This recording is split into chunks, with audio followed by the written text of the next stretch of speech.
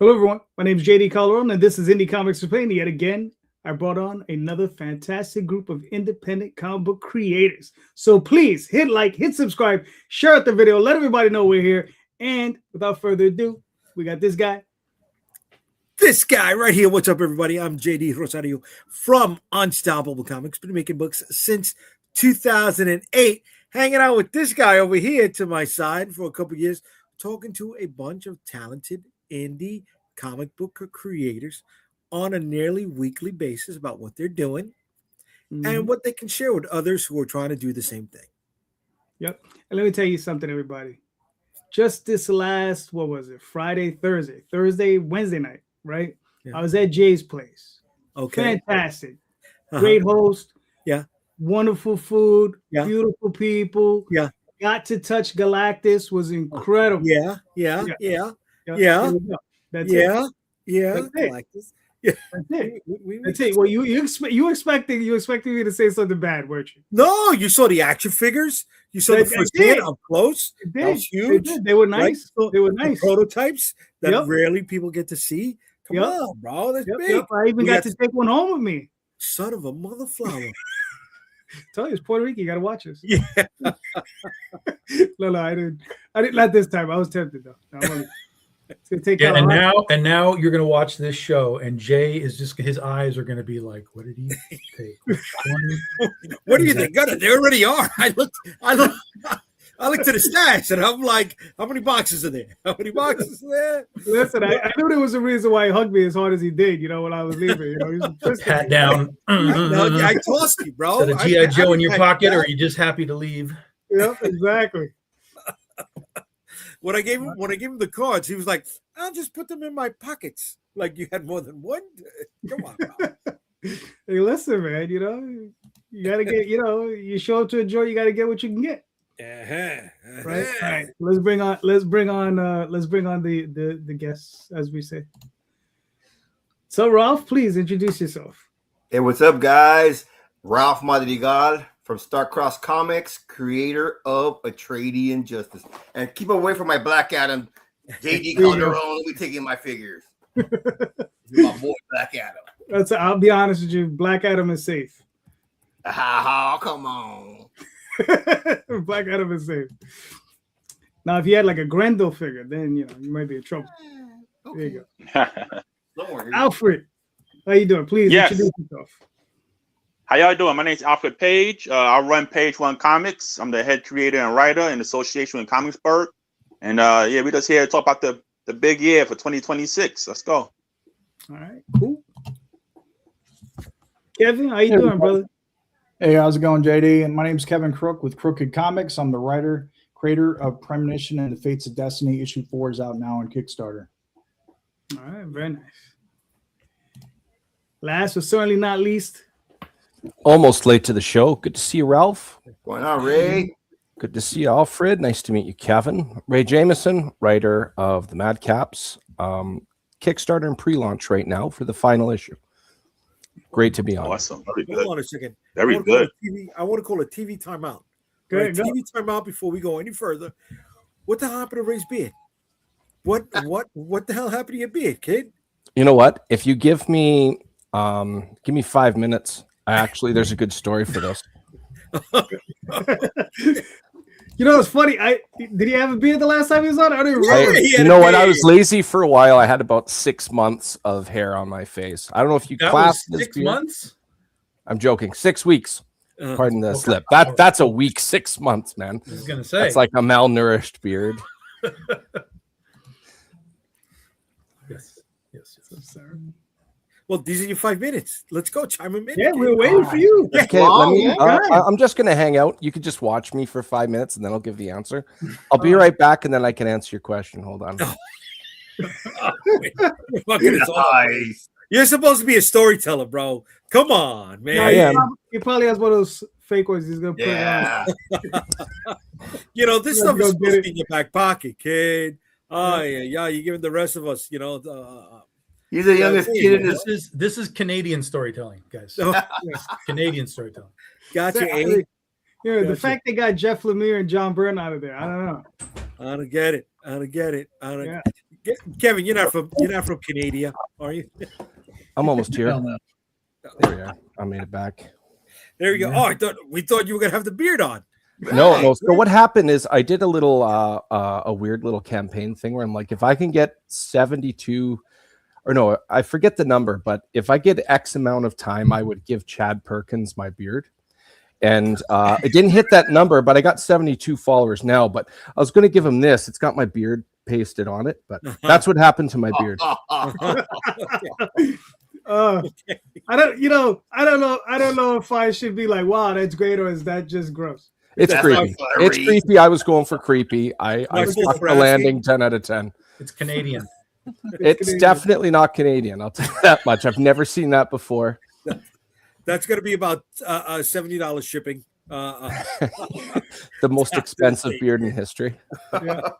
I would make Chad drive to your place to pick it up. It was, I think, about 27 below freezing a couple days back. I'm sure he'd love it. Holy shit. It's almost at the point where you spit and it shatters on the sidewalk. Not quite, but almost there. Oh, no, I'm good. Man. Texas, man, that's like crazy, man. Yeah, I mean, it gets to like 10, right? I think, Jay, right? We were down to like 10 degrees. Or like it feels like 10 degrees. It feels like 10 with the windshield factor or windshield.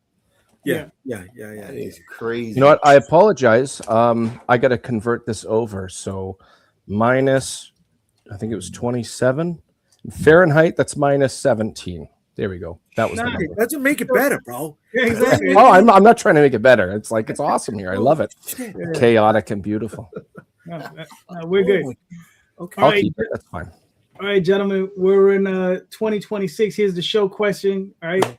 What do you plan on accomplishing this year? Right? What do you plan on accomplishing? And, we started at the right spot. Ray, you're in the hot seat. Okay. Well, in last, question first.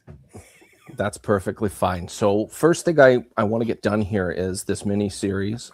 Issue number 3. I have a couple of mini goals with it. One of them is I want the highest follower count possible. I think the highest I've done after the campaign was finished, after pre-launch, after the campaign, everything was like 121 followers. I'm trying to surpass 150 this time. Last year, I went through 62 appearances on podcasts promoting it. I want to break that as well. So far, comparing last January to this January on just scheduling alone, I'm already ahead by 5 appearances. I'm also almost finished with Victor Medina doing interiors, so working on the storyboard and stuff and actually just fleshing out and making the actual images on the panels. Dan Kemp, my colorist, is making some magic on there. Micah Myers, who's been lettering the last 2 issues, he just pumps out some magic. But the big goals for me are actually relatively small ones. They all contribute. The change added up equals the dollars, if that makes sense. So it's a bunch of little tiny goals for me. The byproducts will take care of themselves. All right. Nice. Fair enough. Ralph, what are you looking to get accomplished this year? Well, so look, for sure, Madrigal, just number 4, which is already launched already. From there, it's going to be a major crossover with Starcross, Radical Comics, Idleverse. It's a Union of Justice that's part of the Atreidian series that eventually will lead to Henosis Authority. I know we all saw that 16 creators. So those 2 books, my book, Union of Justice, which is Atreidian. Then we have Divine Justice, another crossover with Atreidian. And then another crossover that I got with Punt Press Comics. So it's gonna be an exciting year for Starcross and for Atreidian. Yeah. All right, cool. Mr. Paige, what's it looking like for you? Yeah. Man, 2026, man, we got a lot of plans. We're trying to extend the name over. We got a 100-page crossover called Earthfall coming out this summer. We got of course, the Footpath campaign now and the crossover that follows with Hunted Pizza and Mark Pauldring in the game called Hostile Assets. And we got a lot of stuff going on. We got the I guess you could call it part 2 of Bear and Bullets in a one shot called The Bear that brings back Subject Zero and Pinpoint together. So we got a lot of plans, a lot of things coming out this year. Yeah. All right. Cool. Kevin, what's your year shaping up to be? JD, it's looking great. We're getting this color. This is coming out in just a couple weeks. Kickstarter going on, issue 4, Premonition and Fates of Destiny. What's exciting is number 5 is pretty much produced, except for the colors. So we're working on finishing that up next few months and putting issues 1 through 5 into one great big graphic novel over 136 pages. So it's going to be an exciting year to get that out. That's going to be in the Kickstarter later this year. We'll be back on when that happens, looking at April-May timeframe. Also, issue 6 began production with their artist. The wonderful, sexy lines of Marcelo Sanchez of Chile. Oh, nice. So, Cool. Very nice. Tom. For me, it's mostly about sort of just getting back to normal. Last year was nothing was normal last year. It was not the way we wanted to celebrate 15 years of Big Dog Inc. But we got through. We had to get through. We reset what we had to reset.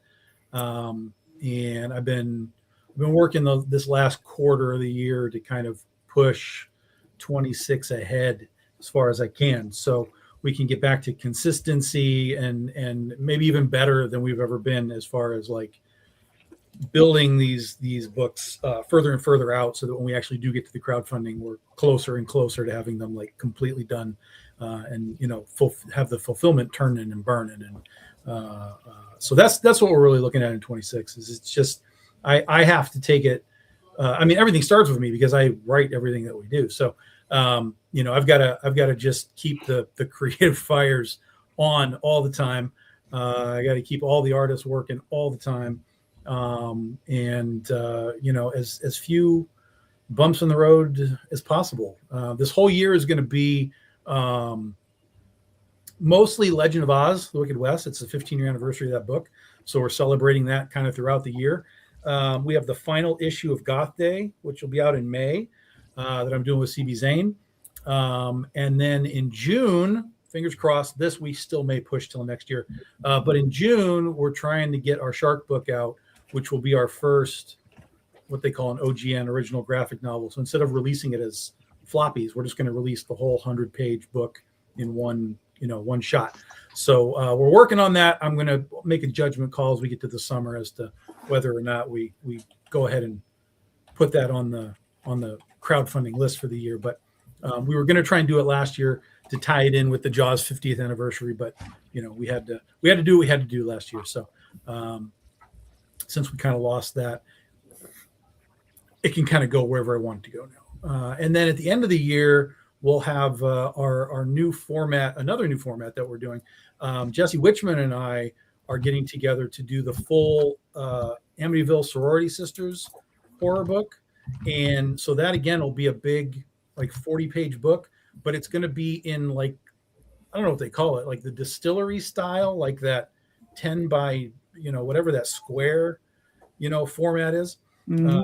We're going to do the Amityville Sorority Sisters in that format as a 48-page square bound thing to kind of have. So we'll have the Shark book, we'll have that. So we're going to start putting out some, sort of variations on, design as well as, just our books. So, and then that'll take us into 27, which will be all Critter all year long, with already massive plans and other creators tied into that. So we'll start talking about what that's going to be in the summer of this year. Cool. Jay. All right. I'm trying to keep it simple. Trying to hit 6 releases this year. 6, right? That's the goal. Don't know if we can achieve it, but we're shooting for it. Started off the year with the Dead Princess Vicky Styx, launching on Friday, February 13th. It felt like it was right to do a monster book. Friday the 13th. But after that, we're looking at a release almost every other month. If I can squeeze in 5 before New York Comic Con, that'd be awesome. If not, then we'll definitely have 4 locked in for the event. And I'm going to be working on a crossover also with a couple guys that are in this top row. Not a major crossover, something that I think we can all achieve and would benefit all of us as well. We've been talking about it. You know, so, oh, sorry, that was dinner. No. yes. Yeah, but that's the plan. That's the plan. 6 releases this year, right? So hopefully I'm definitely starting off the year with Vicky Sticks and hopefully ending off the year with Vicky Sticks as well. All right, cool. For myself, I got Oswald currently running. A Dreamweaver's just finished. No, Magi's Grace just finished. I'm looking to launch Dreamweavers at the end of this month. And then probably a release, I don't know, every 3 weeks. Every 5 weeks between both accounts for the rest of the year, something crazy like that, And I'll be repping my first creator from outside the country. He's from the Philippines. His name is Rod. And it's for his book called The Adventure Finders. So I think that's going to be kind of cool. So I'm going to be doing the first trade paperback from on Kickstarter. Since he's from the Philippines, he has no access to it. So we're going to be wrapping them in that. I think that'll be cool. So nice. So we'll be doing that. And it's Rod Espinoza. So yeah, if anybody's curious. All right, Jay, what do you got? I'm ready. You ready? I got a question, Tom. But all right, based on what everybody's saying, right? We're all seasoned here. We got a couple books under our belts. But how far in advance are you guys planning? Right? Not just what's getting worked on, but if you put together a schedule on when you need to have this script ready, when you need to have these pencils ready, X, Y, and Z. How far are you planning? 2, 3, 5, 10 years in advance, right? Like really, not wishful planning. How much do you have like on the schedule, and how far into the future is it going? Okay, cool. Ralph, you're up. Okay, man. So I have issues 1 through 8 scripted already, right? Thank God, full scripts. Out of those 8, there's like 3 crossovers that are fully scripted as well, right? So issue 4 is out. The Union of Justice crossover. I'll probably start working on the art maybe sometime in February for maybe a May release. I'm hoping for May. It's tougher for me working full time at work. At the sheriff's office, and I'm in a new position, so it's a little more stressful to come back home and start working with. So I work with, of course, I can't draw for crap, but I can write, right? So my artist, my colorist, my letterer, which are all amazing guys. 2 of them from the Philippines, and then Joe Spicer out of Starcross, who really helps me a lot as well. My mentor type, but it's difficult when you're saying about the preparation for all these books and for what I have for 2027 and 2028, right? They're scripted. They're already the also big thing we have is with Hypnosis Authority. That's going to be a major crossover probably for 2027. But the hardest part is that, man, trying to make sure I get all the inks done, the colors done, the lettering done. I try to have every single book ready to rock before the Kickstarter is over. I think that should be the right thing we should all do, and having rewards and all that ready to rock. So I've been learning a lot the last 2.5 years that I've been doing this. I've asked a lot of questions. I've learned and I've gotten smarter and wiser with what I do, how much money I spend. It's tougher, man. Man, it's expensive. And I went from spending $6,000 on a comic to about $3,300 with quality. It's quality. The first 2 are awesome, but I think getting quality is super important, But that's the plan. Scripts are done. Prepare arts before the book, the Kickstarters are done. I'm trying to do 3 or 4 Kickstarters this year as well. So that's the plan. 3 or 4 this year, and then the major one next year of Hypnosis Authority. So it's going to be a lot of fun. It's challenging. I'm still learning, guys. I'll reach out to some of y'all, and I'll reach out to JD before and questions. I I think the hardest part is also the fan base. You know, how do you get all those? You know, I'm averaging between 120 and 170 backers, and this will be my 5th Kickstarter. So man, I want to try and get to 200 this time around. You know, or hopefully with the Union of Justice, because that's going to be several creators, you know, together. If we can hit 500 with that one, I'll be really happy with that. You know, that's the goal, though. You know, get those books out. Cool. Alfred, what are your thoughts? Yeah, man, I got a lot going on this year and a lot of plans for the years after. You know, this year we're doing the 100-page crossover called Earth War with like 14 other creators throughout the industry, and then in 2027 we're planning on extending that idea type of crossover into 12 issues with one every month for the year, starting in January. So, and I got about another 14, 15 creators involved in that, and we're breaking that down now to be prepared for January 2027. So, on top of that, this year I got about maybe 5 crossovers coming out, some new releases, a new title that just joined Page One Comics, and yeah, we got a big year. We planning for a couple of years in. We're really trying to step on it for the next coming years. All right, cool. Kevin, what are your thoughts? It's all about the money, JD. If you don't have the money, you don't have nothing. Yeah. But for me, I'm just a small-time indie guy, you know what I mean? And there was absolutely no demand. All there is most demand right now for what I got going on. But I set my own goals, and it helps me when an upcoming Comic-Con, I know when that, you know what I mean? It's going to be in May next year. I'm trying to put out my next issue by then. You know what I mean? You got to set those goals. You got to have the money rolling.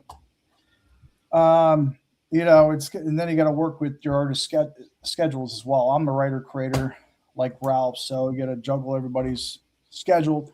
Over the years, I found a very what's the word? Just hard to manage colorists because it would come and go. They'd be like good for one issue, and so I've been juggling colorists from the beginning until I found like some steady guys that are going to, you know what I mean, commit. And so it just narrowing it down to 1 or 2 and not 3 or 4. So, you know, that's always challenging. But let's see. As far as Kickstarter, yeah. So obviously you got to plan your Kickstarter ahead of time and have that book near completion because that only runs 2 months, as you all know. So one hiccup I found with the Kickstarter, you know, and then try to, you know, promising when you're going to send something out, you have to take into account the 2 weeks of funding that you're waiting for those funds to come in before you're going to be sending this out. You're also looking at printing timeframes. And so you got to factor all that in when you're going to be shipping that out. And so, you know, for the most part, it's smooth sailing, you know what I mean? So incredibly, I've been able to put out 4 books this year as a newcomer on the scene, and we're putting high quality products out. I'm spending like $9,000 a year, $100 a page on my, you know, with my artists, you know, I'm putting out 24-page issues and everything.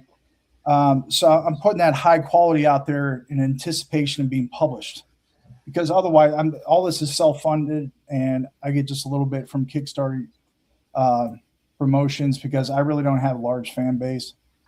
And I'm like a one-man band here, like, you know what I mean? And trying to do all the promotion and everything along with the creator, you know, and the marketing. And I'm out doing Comic-Cons and vendor tables. And so it's hard to get those followers as a newcomer. But I just want to say thank you to all the Kickstarter fans and all the support there for anybody who's watching. And all the people I meet at the Comic-Cons. It's just been an amazing experience. Yeah. All right, cool. Awesome. Very good. Very good. Yeah, let me tell you, Kevin, that's a good looking book, man. Because you sent me some copies, and you know, those are some really, really nice looking books. You know, I haven't had the chance to sit down and read them, but I had the time to at least take a quick look. And I'm selling them digitally on my website, Crooked Comics, as well. So you could just, it's a $6 download, and like you get it right there in front of you immediately. So I got issue 1 through 4 right now. So yeah, it's just exciting because I'll be putting the 5 together for graphic novel. So that was my main goal, you know, kind of those goals shift as you get to the goalpost, you know, because I didn't know how many issues it would take to get to a graphic novel, maybe 4, Now I know it's 5 because the first 5 complete the first full arc of the story. So it's going to be one hell of a book. So I'm excited for that to come out next year. I will read them. DM or Ray, what's up? What do you got? You're muted. There we go. Nice. I just want to piggyback on what Kevin's been saying there. I've been kind of in the same boat. I haven't been able to produce as many comics as you quite as quickly, but I did put my money where my mouth was. I had everything lined up front, and anything in regards to Kickstarter for backers, I was not relying on their money. I wanted to give them something awesome. A little bit of hindsight, I've been very fortunate that once this miniseries is done, it is going to front double biceps for Jeremy Lundgren. Once this miniseries is done, it's going out to distribution. I'm flattered. It's going to be one collection. I don't know. It's less than 70 pages, so I don't want to be calling this thing a graphic novel. I don't know, maybe a volume, if you will, or something to that effect, a collection. But one of the main reasons, if not the largest reason why it's a chance has been taken on me for going out to distribution with Filbo Publishing is, like I said, just like you did, Kevin, you put your money where your mouth was. And, this is a thing I'm buying in. I think it's awesome. And me doing this all up front is showing that I actually believe in this. And hopefully you'll take a chance on me too. And that's the long and short of it. All right, cool. Tom. So I have planned all the way through 28 at this point. And really we're already planning 2020, which will be our 20th anniversary, which is ridiculous, or 2020, 2030, which will be our 20-year anniversary. So we're not completely solidified that far out, but through 2028 is we know 90% of what it's going to be. So right now it's about working through this year, getting the scripts ahead and basically done for the year by the summer, so that when we get to the summer, it's all scripting for 27, and and then the cycle kind of keeps going.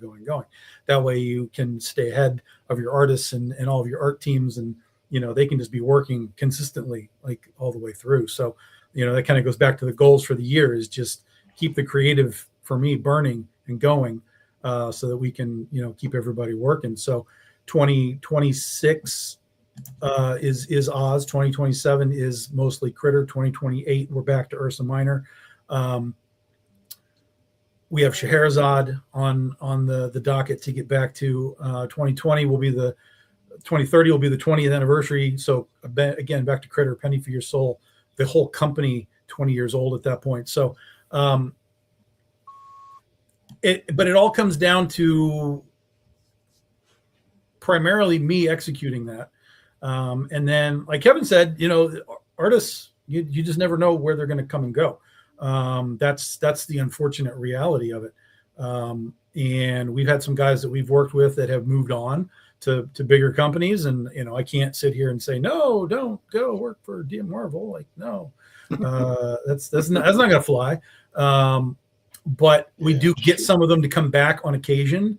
They'll do some covers for us or short stories or whatever, but they have moved from where we are to these larger places. Okay, well, then we'll continue to be the minor leagues for these guys, and I'll find new people, which I did.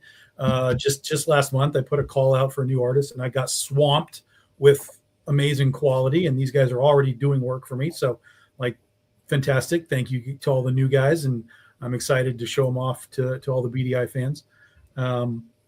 But it has to start with me, with the writing and keeping them busy. And then it should all kind of take care of itself.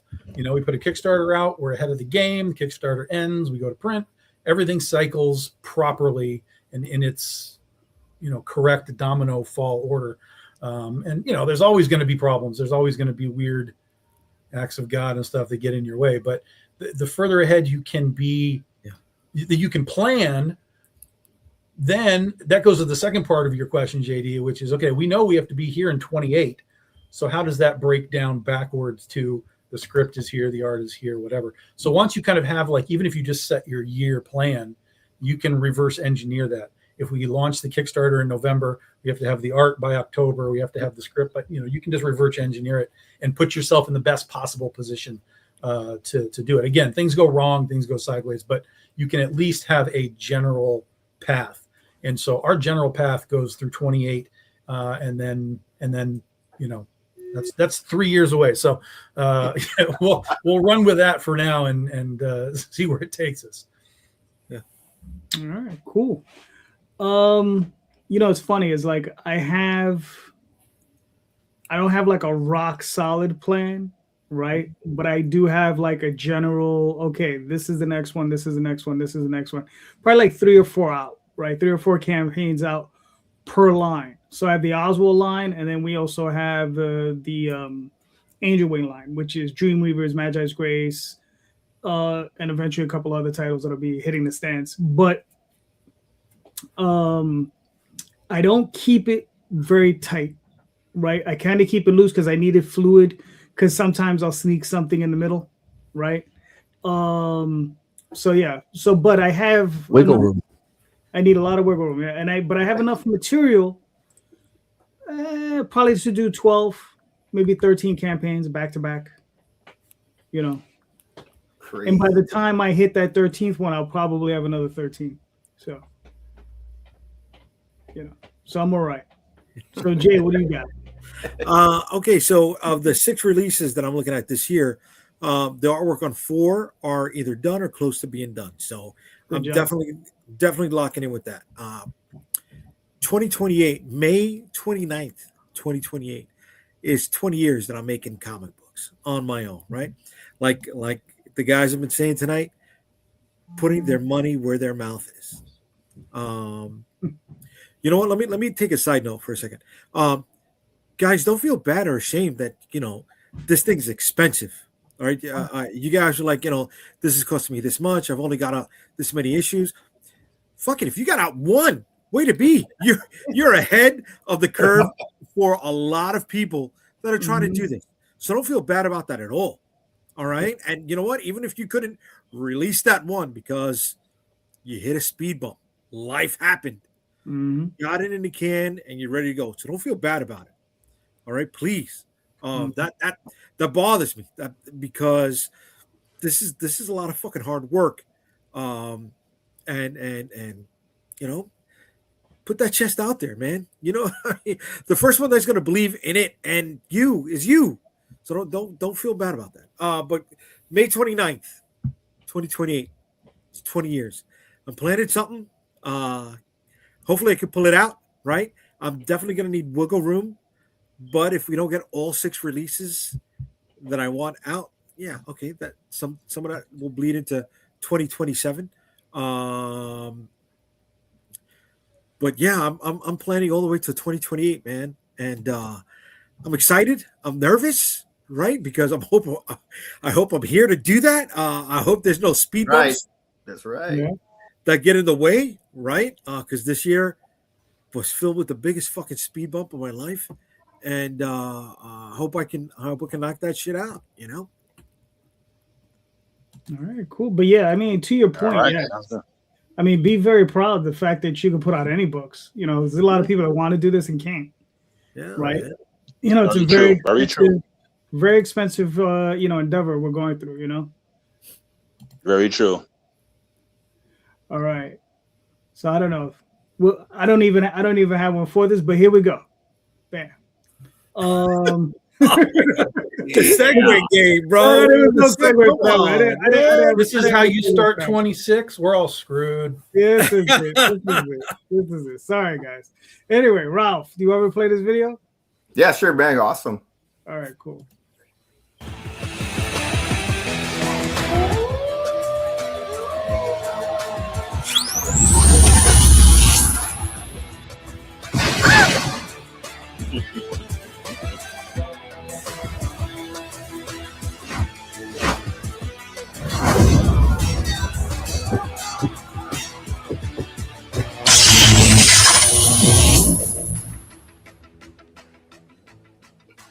Yeah. Nice. Yeah, I thought that came out great. Yeah. All right. So Ralph, Very walk us- good. Very good. If anybody hasn't seen anything on Trade Justice, I do have a review of the first one. First one. I'm mixing up with somebody else. Yeah, the first issue. I'll send you the link, JD, if you want to attach it anywhere. Okay. I got to look it up here while everybody else is talking. Yeah, that's going to be issue 4 is called The Secret. If you know issue 1, issue 2, they kill one of Atreides' buddies. Of course, you know the antagonist is Father Evil, who is basically the father of all evil in the Omniverse, and Atreides justice is powered by the Sword of Justice, which is the primordial living embodiment of justice, right? So in issue 2, one of Atreides' buddies gets killed, DJ, mysteriously. You know, usually the Sword of Justice can pick up on that, but they're beginning to figure out, oh man, Father Evil must be here because they're blocking our power. So issue 3, we find out who it is, but Atreides doesn't know yet because their powers are still kind of jammed up. And now issue 4 is a secret where they find out who it is. You know, I don't want to spoil it for anybody, but you can see it's his son Limestone. So so if you don't know this, when the Sword of Justice baptizes you with its energy or Atreidian, you're cleansed of your sin, right? And you're cleansed of your worldly temptations, right? So if you don't get tempted by women anymore, drugs or alcohol, because now you're powered by the Sword of Justice. But you can be tempted by that chicken with the red outfit, that girl right there. Her name's Cancer. She is as old as Father Evil. She is basically a living disease witch with the power of temptation. So yeah, so if you're an SOJ Knight, she can still possess you. You know, she might not be able to take you over completely, but she can, make you do things you probably wouldn't normally do. So this is where it goes into that. It goes into the story of figuring out who killed his buddy, Father Evil. They capture Cancer. Father Evil wants to go get his chick back, so he's gonna do everything he can to go get her. So and then it leads up to Father Evil's son coming into the play, who is called Dark Kills because he is the one who kills in the dark. It's an exciting book, which is leading up to, oh man, so many more things. All right, cool. So this is issue 4 of a how many issue series? Or at least the arc. It's going to be 8 issues, and in those 8 issues, there will be about 5 crossovers. Because remember, so from the beginning, guys, Atreides justice is connected to the energies of justice across the Omniverse, every universe, multiverse, timeline. They can time travel, and they're connected to the energies of justice of every hero in these universes. So Atreides is going to need help in issues 6, 7, and 8. So issue 4, this one, we're going to see a part where he's telling this girl, hey man, I need to go out and look for some guys to help us out with these battles that are coming up. So that's going to lead to these amazing crossovers, man. He's going to go out there and he's going to meet guys from Radical Comics, All-Star, Idolverse, which is Jupiter Man. A lot of guys from Star-Crossed Comics. It also leads to other Punt Press Comics, Nigel, Flood, and one of his characters, and then Divine Justice. All these books are intertwined that lead up to all these heroes helping them out in issues 6, 7, and 8. So they're gonna keep, not only are these crossovers gonna happen, but in 6, 7, and 8, some of these superheroes from different universes are going to help with what Atreides is going to be the trial he's going to be going through. So that's the future for us, man. All right. Very nice. Very good. I just wanted to show you this because you sent me this piece earlier. Let's see, what was this? So is this part of your? Yeah, that's going to be the Union of Justice. So it's out of issue 4 is going to shoot to this. Man, that's the first time I've shown this. James Nguyen from Starcross, who does Alpha Red, is an awesome artist. Awesome. And yeah, those are going to be the first major crossover of Union of Atreidian. By this time, there's another crossover that I have a small one with All Star, which is Radical Comics. You know, the guy with the white star in the middle. He's already met this guy, so that's scripted, ready to go. But that's going to be on Ronnie Creates, you know, for Radical Comics to put that out. And it's going to lead to this. You know, you have the Eternals, Starstruck, Red Talon, Alpha Red, and a trade-in from Starcross, and then All-Star from Radical, and Jupiter Man, the guy on the top from Idolverse. So that's that'll be probably April or May of this year. Very cool. Yeah, it's exciting. These, you know, thanks to you guys and all the guys that I've met over the years, these collaborating with so many amazing creators. You know, I haven't, you know, to this date, I haven't bought a single commercial comic. It's all been indie stuff. I'm out of it, man. I don't even know what's going on with the commercial stuff. I'm so amazed by how many amazing creators is out there, and how much we put in, and how much work and sweat we put into these comics. You know, and some of us have full-time jobs. You know, it's a little more difficult when we have that full-time job and you got that sheriff. It works by, you know, dealing with the sheriff and the bosses. You know, but thanks to all my fans out there and all the people that I've met over the years. You know, you guys are amazing people, honestly. All right, cool. So was it your 42 backers? How many days you got left? 28. Yeah. All right, so you got plenty of time. You good? Yeah. God's grace. There you go. You'll be fine. You'll be fine. Thank the Lord, yes, sir. There you go. And then Paige. Yes. All righty. So you're currently at Filbo. You sent me this and a few other things. I'll scroll through them. Yes, that's right. I signed up with Filbo for January 2026. We got 2 releases coming out. Nice. We got 2 releases coming out. This one right here is the Blowtorch Gold Foil limited cover. It's a Nito Diaz cover. This cover is actually a sellout at a convention, and the demand it's just in demand. So you got this from Nito?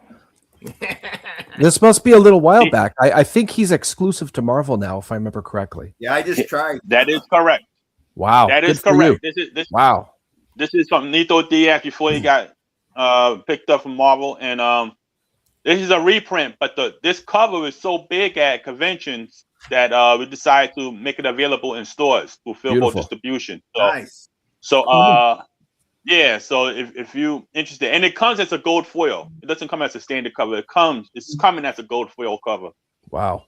So look out for that. And this one is the crossover from 2025 called Bear and Bullets that I did with 615 Comics and Advent Comics.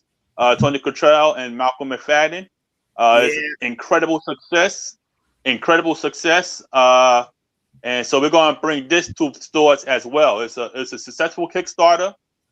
The feedback on it has been incredible. It has grown since it came out, and now we're going to make that available in stores as well through Filbo distribution in January. All right. Nice. Cool. So we just extending it out to more people. All right, nice. And then here's some pages. This is from what? Footpath? Now this is some latest pages from the Footpath Kickstarter. Of course, we talked about that last time. The Kickstarter was successful. We're actually ahead of progress of our time span. So we're looking at February to have it out, and we're ahead of time. Marcelo is doing a fantastic job. Matthias on the colors has been doing incredible in the pages. As you can see, it's looking great. So we're anxious to get this out into people's hands and see what people think about it. I'm really happy about this project right here. It's real action packed. This is the crossover that's coming up in the middle of 2026 with Haunted Pizza crew. That's Footpath and Gun Goth, Hostile Assets. And that script is done. The artwork has started. We got a lot of names on that from Mike Mahan, Dexter Weeks, Enrico Bada. We got a lot of names attached to this project, a lot of covers, and I'm telling you, it's looking incredible. Edson Isles is the artist on the interior, and it's looking incredible. We're already about 10 pages in, and Yeah, it's fantastic. I can't wait to get this out. And this leads into a bigger crossover after this with Page One Comics and Haunted Pizza. So look out for that. It gets even bigger. So how many pages in this book? You're guessing 24, 32, somewhere in that area? I think we hit about 44 pages on this one. Okay, wow, give me a nice thick book. All right, cool. Very nice. Yeah, it's very, very long, and that's and we're still adding. I mean, it's not really complete yet. We're still adding the new artists and stuff like that, and some bonuses. So cool. You want me to play this video? Yeah. What video is that?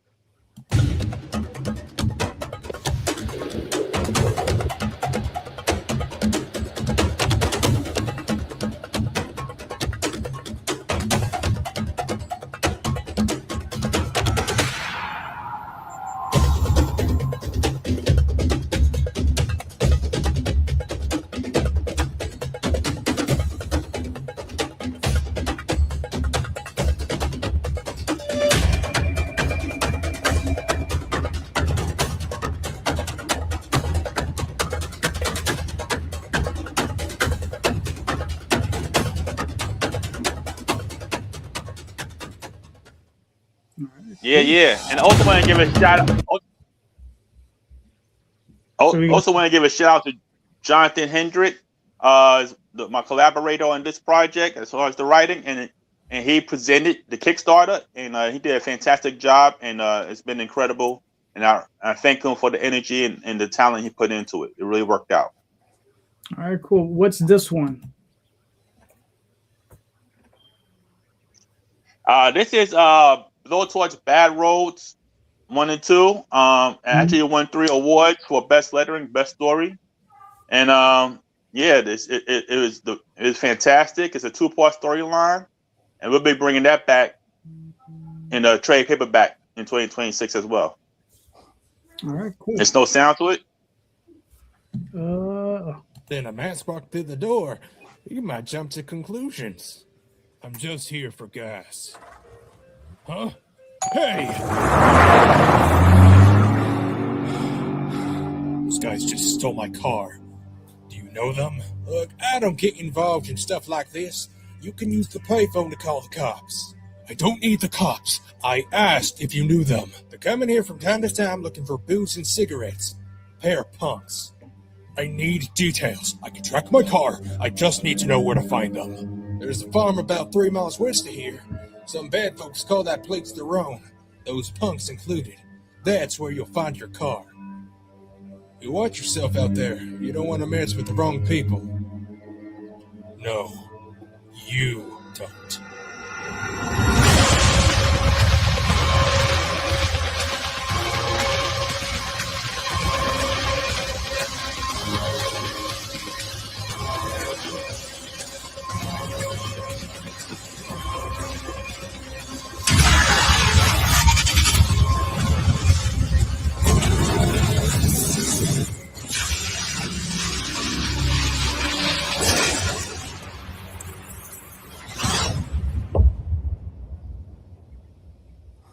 One could say he's a little hot-headed. Yeah. So Blow Towards Bad Roads 1 and 2. Like I said, I was lucky enough to win some awards for best lettering and story, and we're bringing back the full trade this summer. Right on. Cool. So just a quick recap. So you got 2 books coming out of Philbo in January, right? Yes, this summer. Yeah, Blow Towards Bury the Past, Go for Your Audition, Nico Diaz, and the Barium Bullets store release. Correct. All right, cool. And you have what? And then you have a crossover coming over during the summer. I have a crossover with I got a few crossovers coming up this summer. Actually about 5 of them. So it's gonna be a busy summer. It's gonna be a busy summer. I got 1 with Second Sight. I got 2 with Concrete. It's a few coming up. And of course, me and Malcolm McFadden from Barium Bullets is doing another one called The Bear, which features Sub-Zero and Pinpoint. That script is already started in artwork. And another one, Blazing Sun and his character Bronx Soul, more like a 2 superhero type of crossover. So yeah, we are definitely playing in the field with a lot of crossovers, and it's going to be a fun year. It's a lot of activity going on this year on top of Earthfall, which is a 100-page crossover with like Nigel Flood, Dan That's my Sin. boy. Yeah, a lot. All of them. It's a lot. A lot of people in those pages that's been coming in. And I gotta tell you, you got some incredible artists and incredible creators bringing stuff in. Peter Bill and his team. I mean, just incredible. All right, cool. Can I send a shout out real quick? Alfred mentioned Malcolm, good friend of mine. He's part of the Henosis Authority. And Tony Cottrell, man, that's my mentor. That's the guy I first met 10 years ago and probably why I'm here. So big shout out to Tony Cottrell, man. Awesome guy. Yep. Working with those two. I mean, Malcolm and the work he did and the Kickstarter he did for the presentation and Bearing Bullets has been just fantastic. It's a book that actually came out and got bigger as it came out, as it grew. Like it's one of those books that from word of mouth, the success of it has got so big and the demand of it. So we are really happy with how everything turned out with that crossover, and people are enjoying it. I think JD got a couple of pages from it too. So I didn't see it. I mean, we'll have to do that one next because we have to like like we already been through a lot. But next up, we got Premonition and the Fates. Kevin, do you want me to play this video? Yes, please.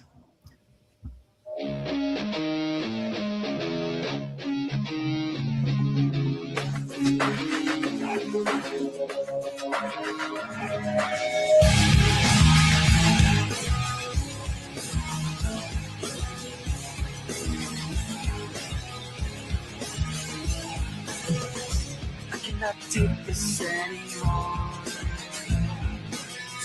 Saying everything I said before. All these words, they make no sense. I find bliss in ignorance. Less I hear, the less you say. You'll find that out anyway.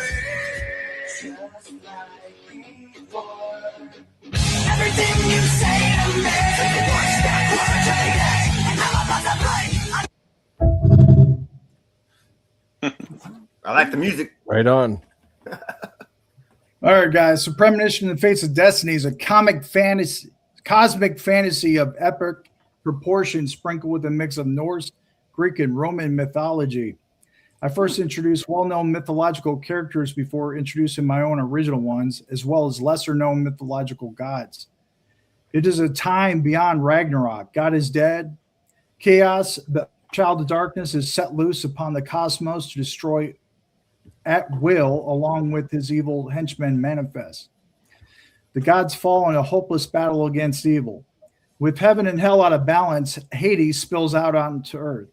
Desperate to save all that is, the Fates, the Norns, the Moirai, the Parkai, in ancient mythology, or the Fates of Destiny, as I call them, bestow their combined powers of premonition upon our unsuspecting hero to help bring the universe into balance. Throughout time, they have summoned this power during the darkest times in the cosmos. The Yogin, or Premonition Pi, is the latest incarnation of premonition that spans from Alpha to Omega, or from the beginning until the end of the cosmos. So this is the fourth issue of that, right after he gets his powers. See, scroll down a little bit there. Kind of shows you some of the art going on.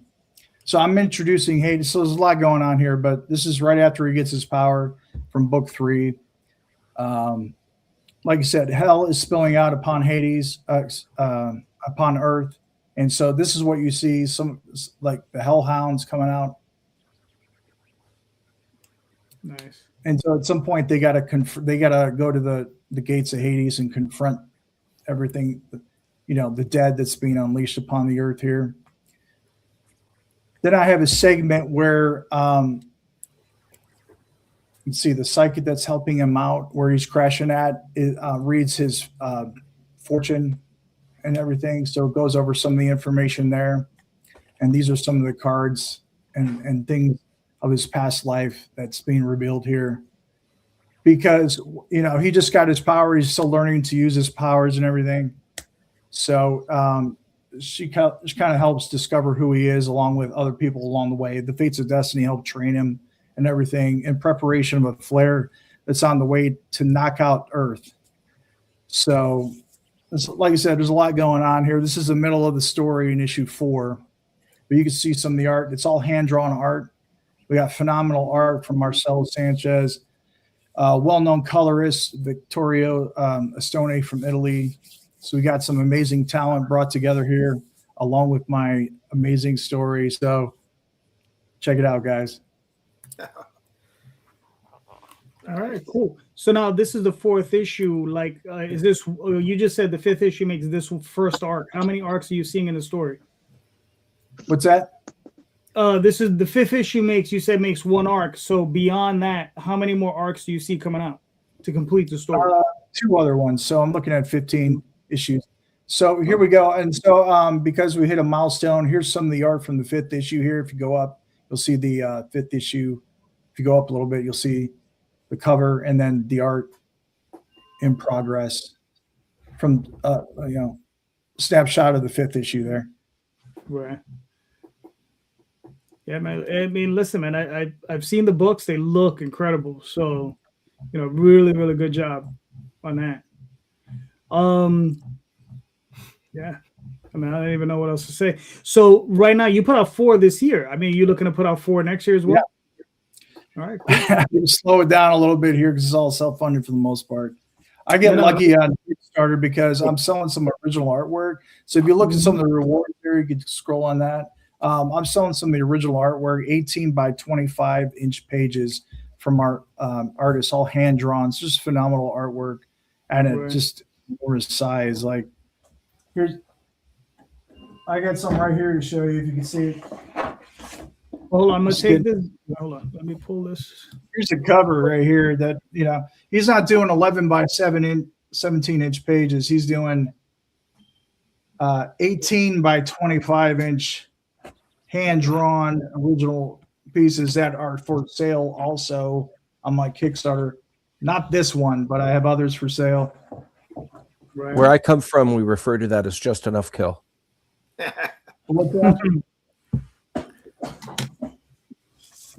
I'll show you. Those are awesome. Pages. Huge. Look at that. That's massive. Yeah, that's massive. Yeah. Poster pieces that are available through the Kickstarter in either prints or I'm selling some of the original pieces. And so I have one supporter that eats these up every Kickstarter from each one of the issues. And so let me ask you a question. Is he an older guy, your artist? Not really. No, he looks to be like his mid-30s or something. Oh, okay. Because usually he's just absolutely fantastic. We're using hand-drawn art here. Mm-hmm. You know what I mean? Yeah. Usually I see some of the older artists, they work that big because it's easier for them to see it.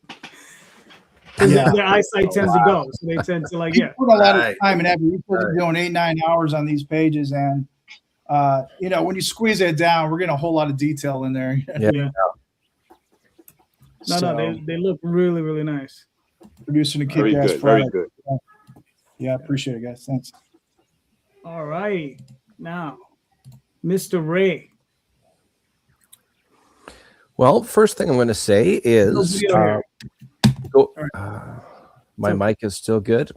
Yeah, your mic is still good. Okay, so you can hear. Okay, well, anyways, first and foremost, if anybody listening, even if you only click on follow to this URL, you'll be doing leaps and bounds for me in regards to algorithm and whatnot. But this is all 3 issues to this mini series will be available, debuting issue 3, the final issue, where all the justified action finally starts to take place. I think everybody, and I've said this on other podcasts before, but I've heard this phrase like, one day you went out, you played with your friends on the playground, and you didn't know that was the last time, and that was it. And everybody gets old enough, they have groups of friends, they don't get to see as much as they'd like to, and this little story is an homage to that level of camaraderie. It's a scaled down, intimate story about 4 friends that are caught up in the wrong place at the right time. There's a little bit of a, almost, if you will, dare I say, a Scooby-Doo mystery involving a fictional drug, which may be the source of an undead outbreak. I have a couple of covers. I'm going to share my screen here.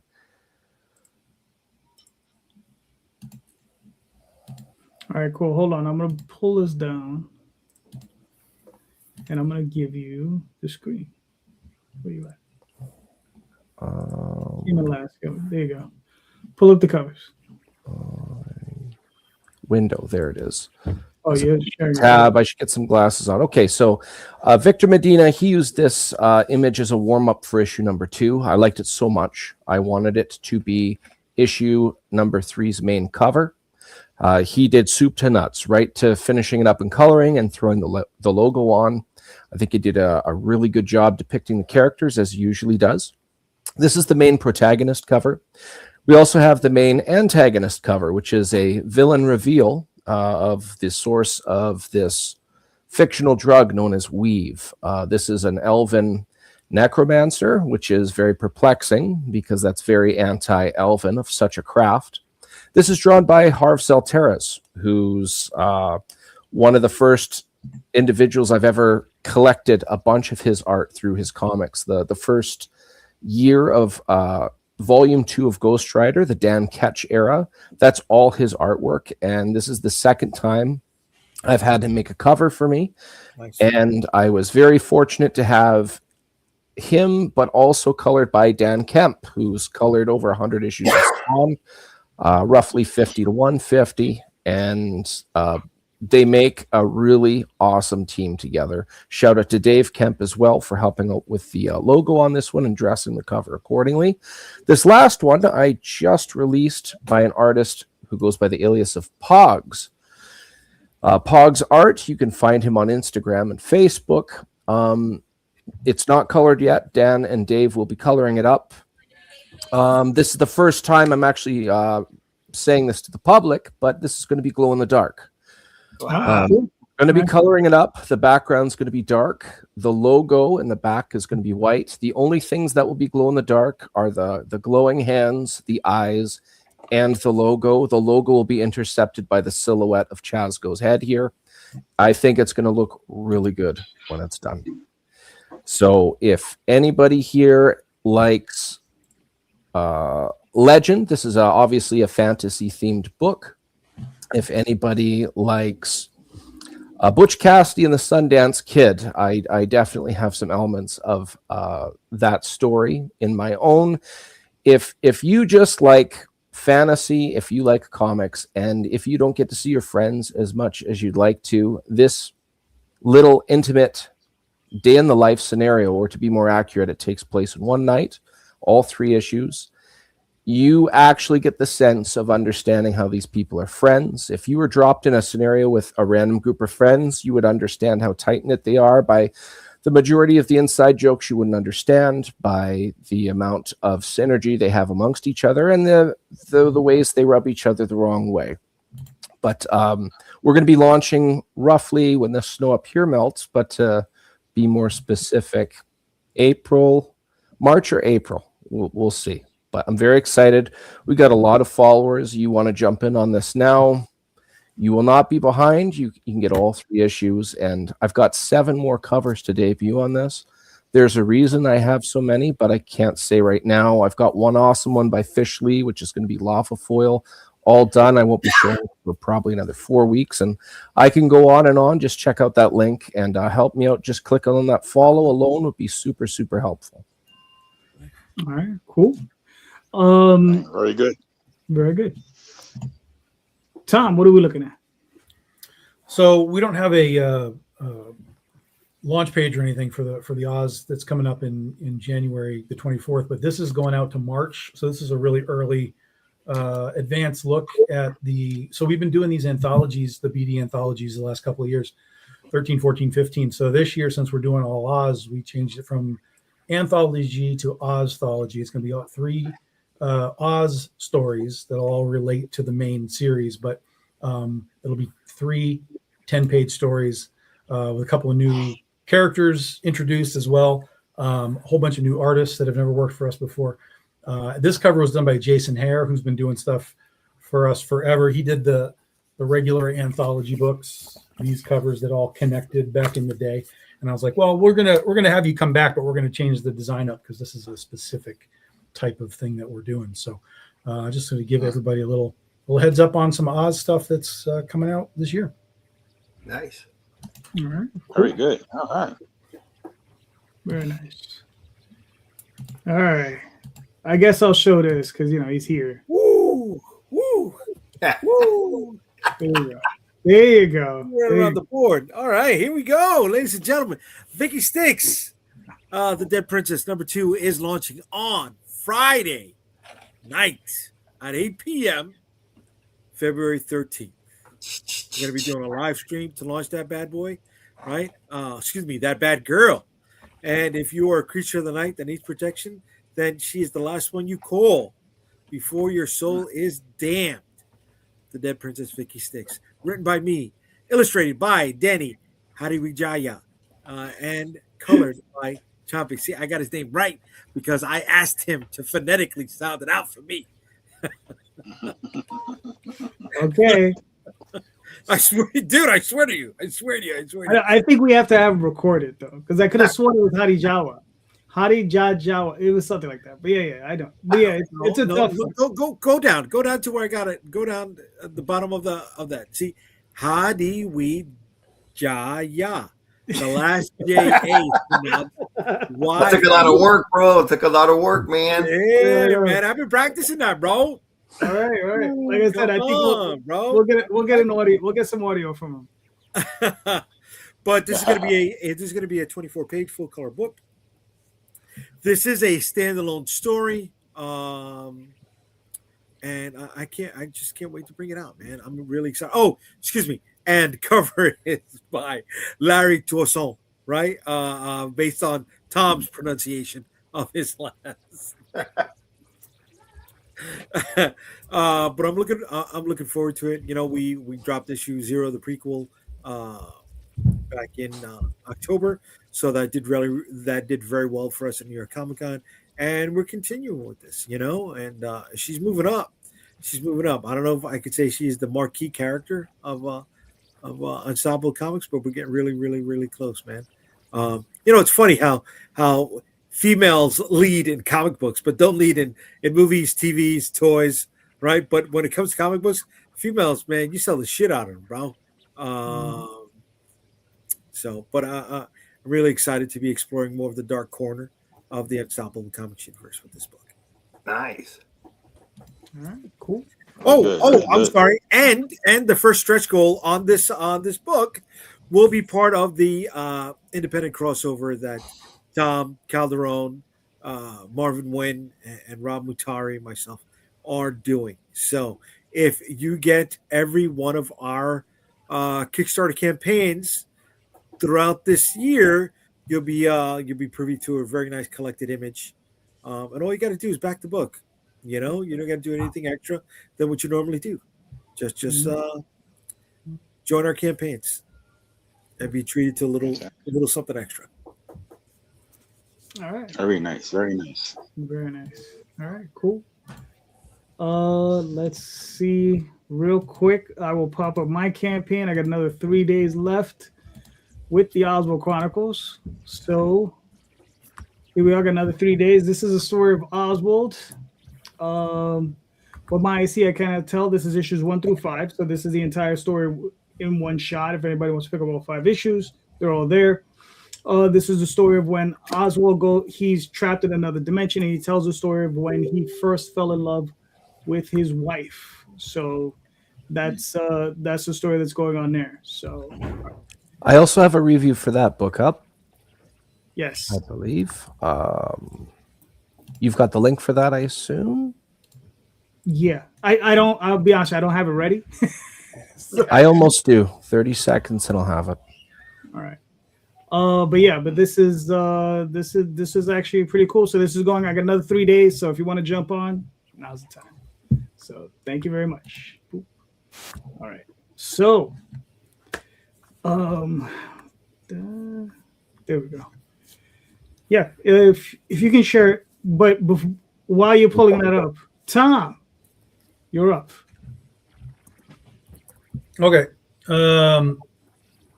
So this is going to be a little weird. There's context with this. The basic question is, does story matter? That's the basic question. Not to you, because we all know our stories matter to us. Like that's not the question. Does story matter anymore? Or I shouldn't say anymore, but in this sort of segment of time for comics, does it matter anymore? Or is it more important to just have a world being built that can attract an audience member into that world, and that's all they need, is that vibe, that feeling, that sense of, I'm in, let's just use Ray, I'm in this D&D world. I understand D&D. I understand what's happening in this world, even if I don't necessarily vibe on the specific story, like, but I'm in the world. I feel safe in this world, right? Some of the context for this has come from a lot of places, not the least of which is I've been reading a lot of old 90s comics, going back into the old days of like Image and things like that. Mm-hmm. Specifically reading stuff like Spawn, Savage Dragon. Story didn't matter as much per se. Well, this is the thing, right? We all remember Spawn being this big hit, and it is. When you go back and read that stuff, it's really hard. It's really rough, right? Agreed.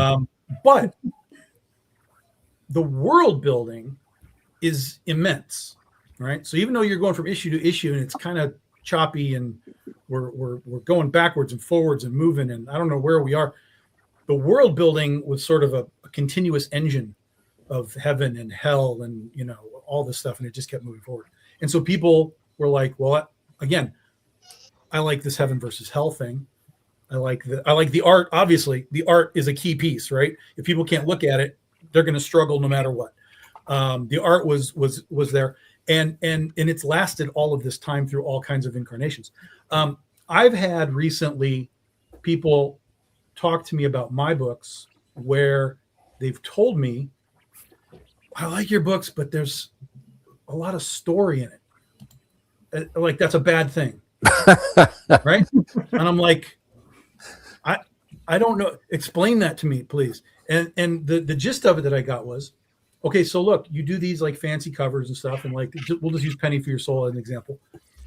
You've got these angels and devil girls, and I love these covers, and they're topless angels and whatever. But then when I read the book, there's like a story in there.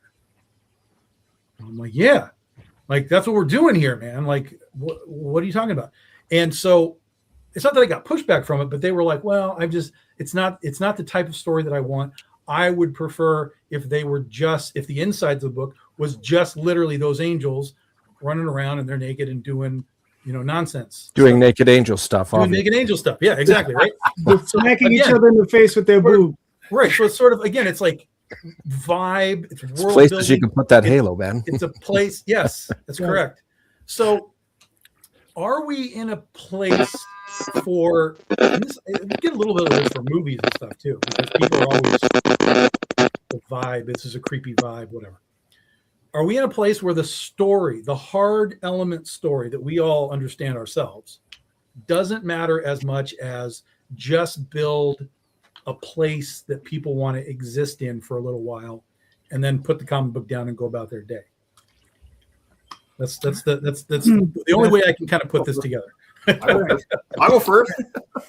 Well, hold on, Ralph. Hold on. You're not first. It's Paige Alfred. You're going in a row. You're going in a row. So, Alfred, what are your thoughts? Yes. For me, story is the first thing I try to put out and to develop. So, I can't see how you would do it without making that a priority and creating that world that you're talking about. So I don't know how you would separate it. So for me, I put out stories, the first thing that we develop, how you want to tell it, the pacing, the storyboarding, and that's what That's what we're using to get people in to the world. So, but so let me just give me a second. Let me jump on that for a second, because you do heavy action, guns, stuff like that, right? Military type of stuff. Are you, as far as your buyers go, do you have a sense of they're there because they like a specific point of the story, a specific character, or are they there because they're action fans, for example, right? It's sort of like there's 1,000 Jean-Claude Van Damme movies, right? And they just go because they like Jean-Claude Van Damme. So are your buyers, do you have a sense, and maybe you do, maybe you don't, do you have a sense of maybe you have just attracted that action fan, right? And you've created a world for the action fan to be like, I like all of this explosion, I like the guns, I like the thing, but they're not necessarily concerned about whether that guy does right, does wrong, whether he has a girlfriend, or you know what I mean? Yeah, I mean, the feedback. I like getting feedback when people talk about the character itself within the story.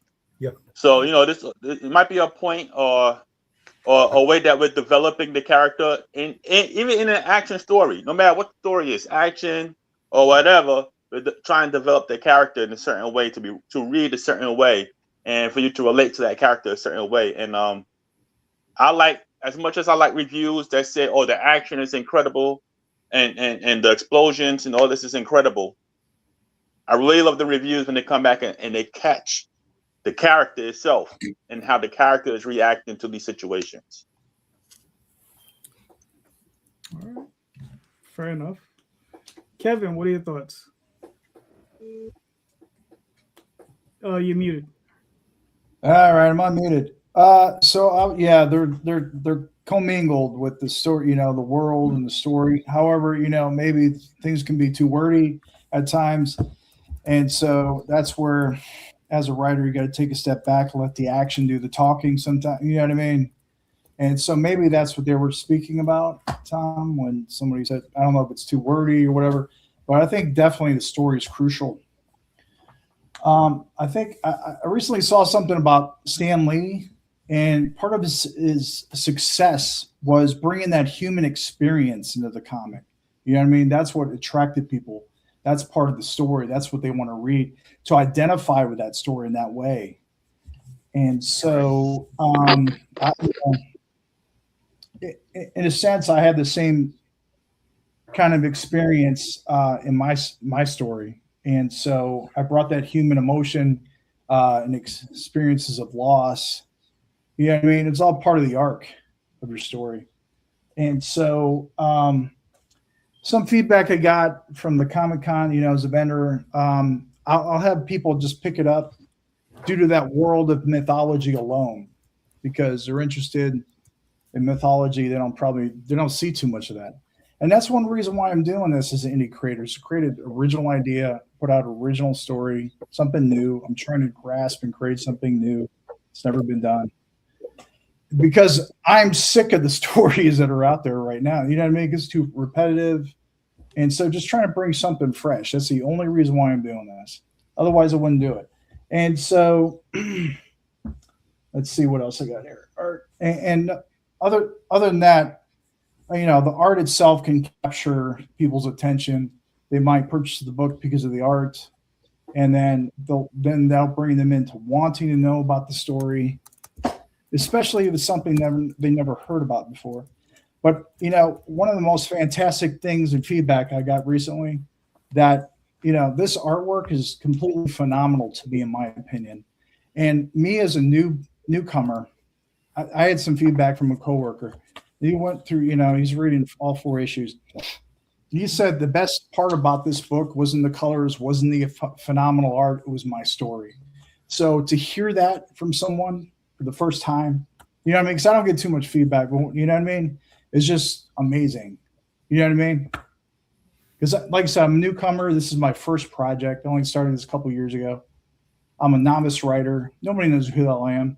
Maybe one day I'll be something. I don't know. I'm taking a chance anyway. You know what I mean? So we're all putting in a lot of effort in the storyline, the editing, the art, and everything. So it's just a combined package. All right. Very good. Very good. Yeah. Very good. Mr. Ray, what are your thoughts?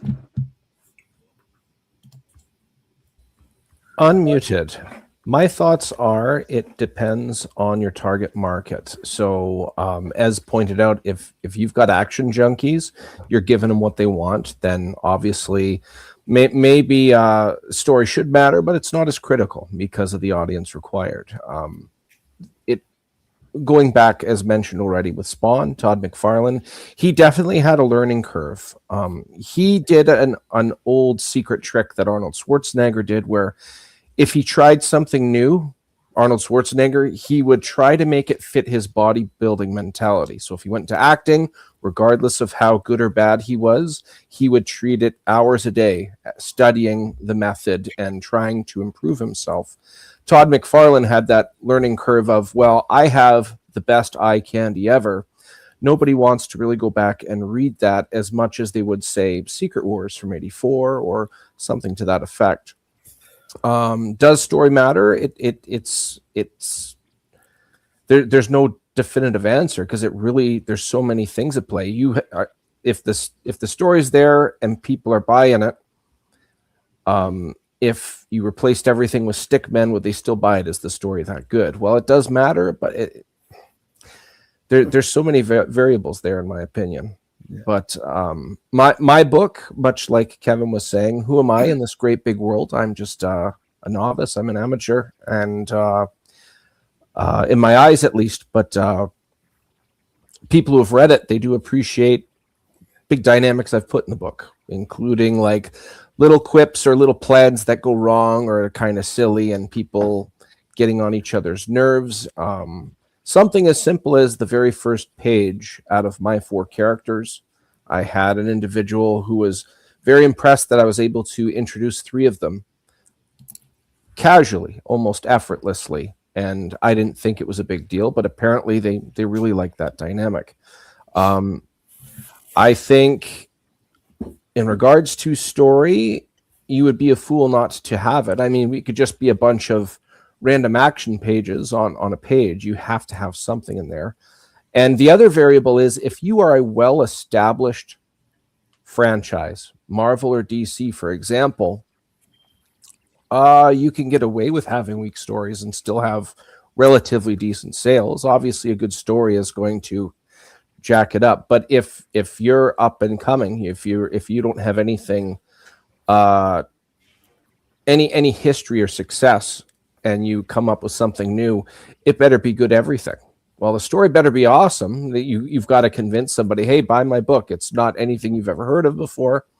For me and artists, I wanted to make sure something worthy of the story, and I got the best of what my budget would allow.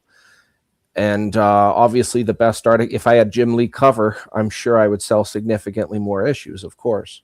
But not to make this ramble too much, story does matter, but it's very situational. All right, cool.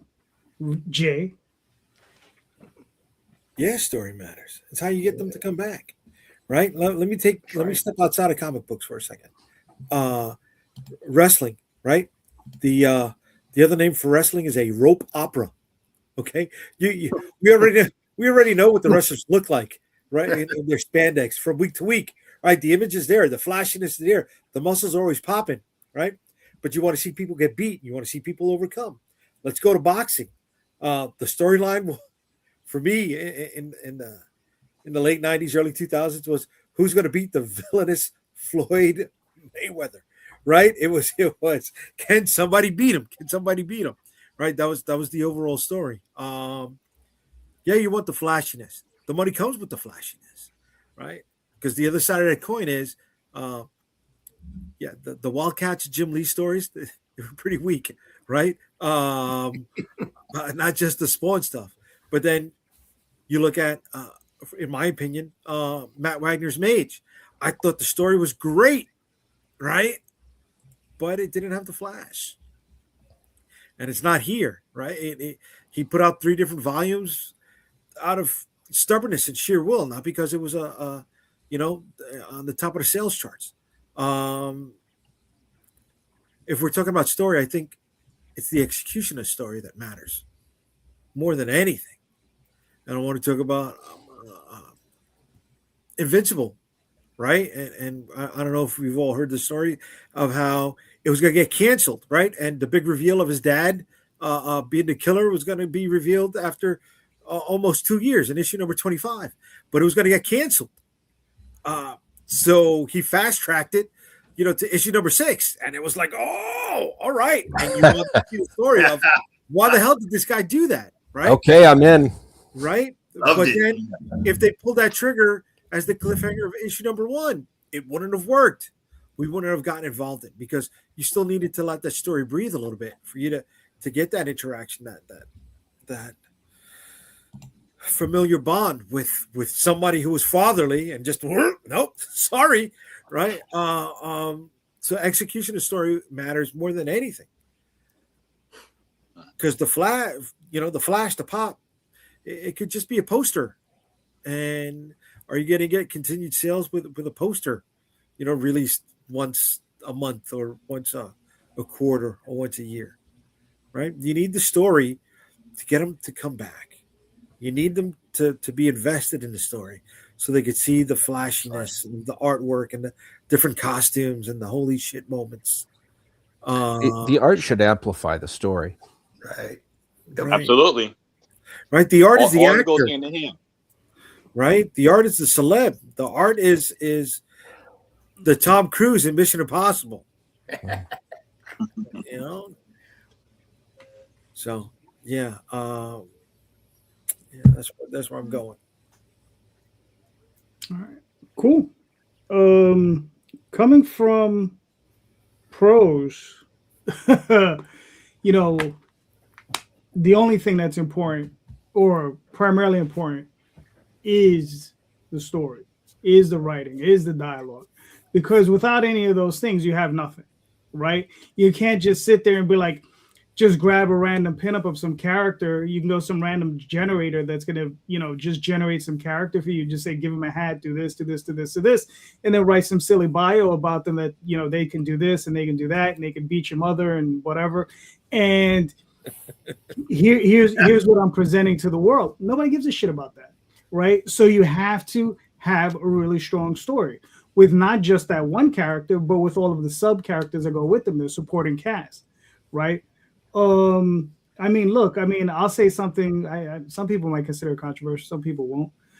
If you take something like, and I know not everybody's a fan, and he's not in everyone's good graces at the moment, right? But Neil Gaiman, right, when he wrote Sandman, right, he had a lot of great artists working on there.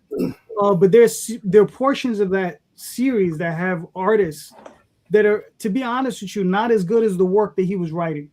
All right, in my opinion, right. And it didn't matter. People read it anyway. They were reading it for his work. You understand? The same thing could be said for Alan Moore, right?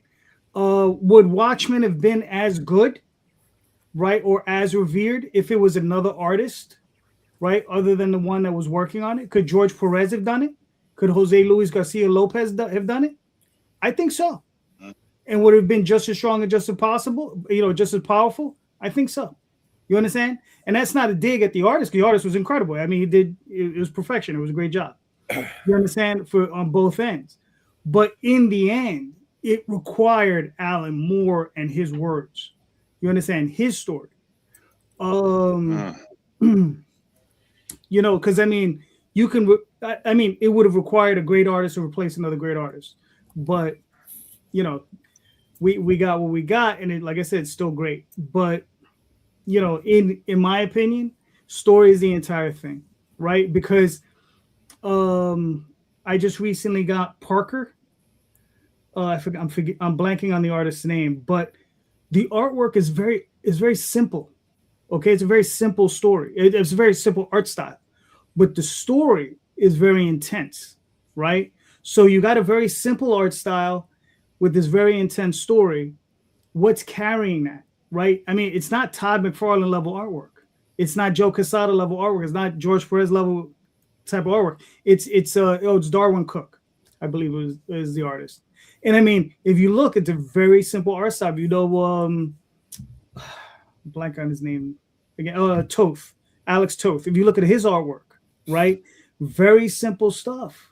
on occasion when he wanted it to be, because he drew in different styles, right? He could draw a very complicated style. He could draw a very simple style. But some of his most powerful stories were done in a very simple style, right? And he let that story carry on with the way it is. Just depends, man. I mean, but personally speaking, I think the story, if you don't have a story, you don't have anything. And for those fans who tell you, oh, you know, I mean, they just want something different from you, you know, Tom, I feel.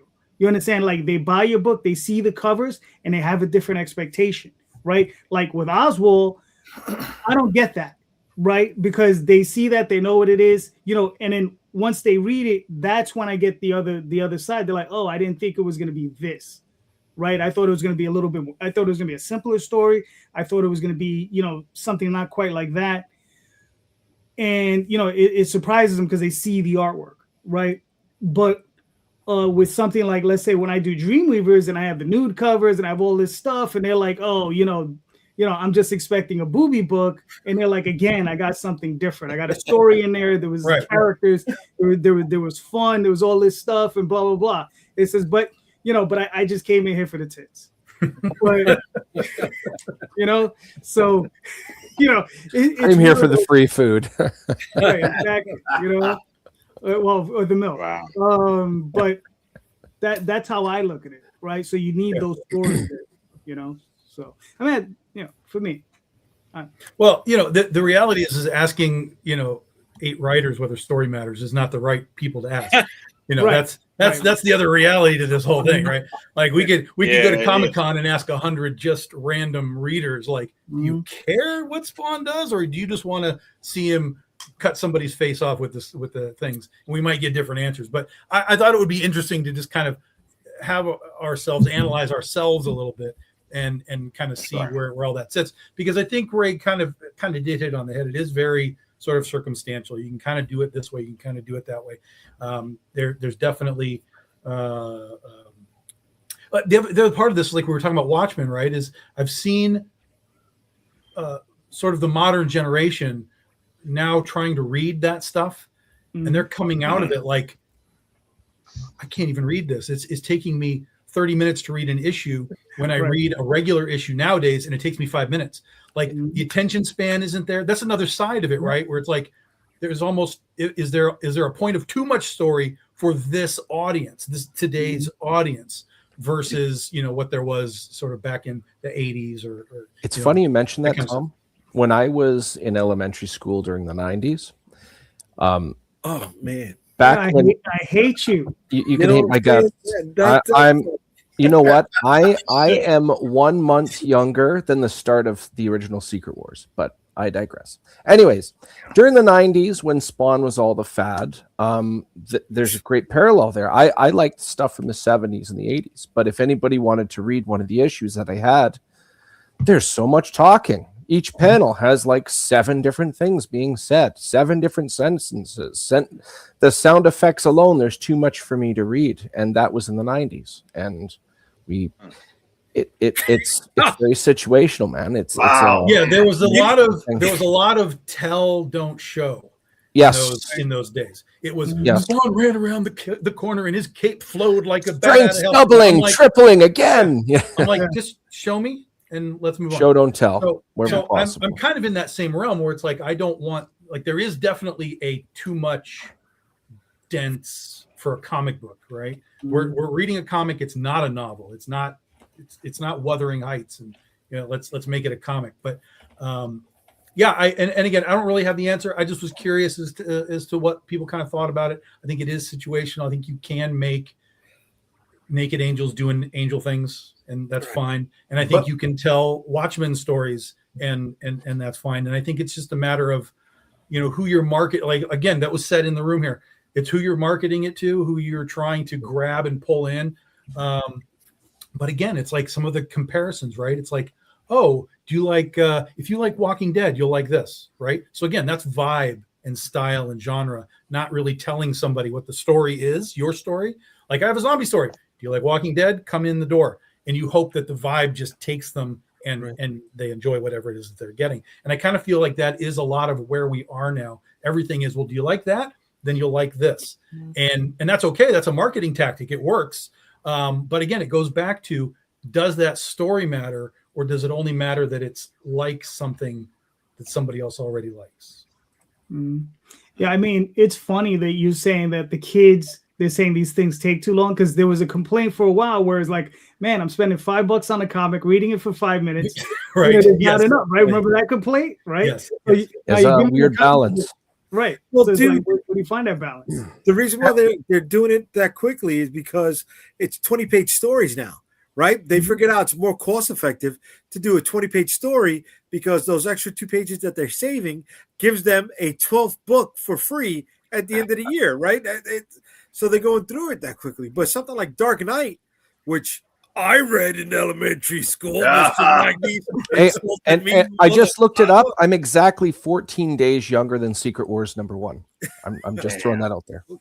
Sorry, continue, JD. My bad. Lucky Winnipeg is so far, bro, because I'd be up there shoving my foot so far on your backside. You're welcome to shatter your cold, frozen foot on my butt anytime, JD. That's not a problem. But like, the Dark Knight Returns, that was very dialogue heavy, right? And the art was different.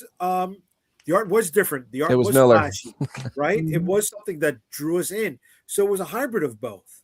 Yeah. You will find those things that stand out both story-wise and art-wise. If that art's going to be good, or sorry, if the dialogue's going to be high, the art has to match it. So there has to be a connection. Not necessarily. There has to be a connection. I should have clarified, my bad, for the younger groups. Like, this is great, but it takes so long. Well, if it's really, really good, they'll at least give it a pass. I should have clarified that, my bad. Hey, so JD, you're spot on. Tom was spot on. Kevin, the connection has to be there on the story. Great story, great art, action-packed. Believe it or not, I have several people that are related to the Atreidian because of his deputy, his alter ego, and all the things he went through.